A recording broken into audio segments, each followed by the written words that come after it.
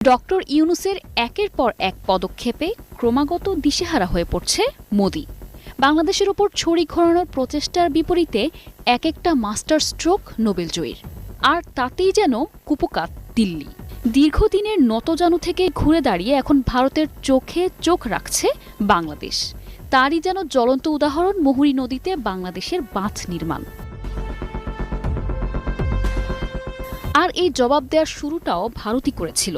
গত বছরের আগস্টে বিনা নোটিসে ত্রিপুরার নিজের জমানো পানি ছেড়ে বাংলাদেশের বৃহত্তর নোয়াখালী ও কুমিল্লা অঞ্চলের শত কোটি টাকার ক্ষতি করেছিল। আকস্মিক বন্যায় ভাসিয়েছিল লাখ লাখ মানুষকে।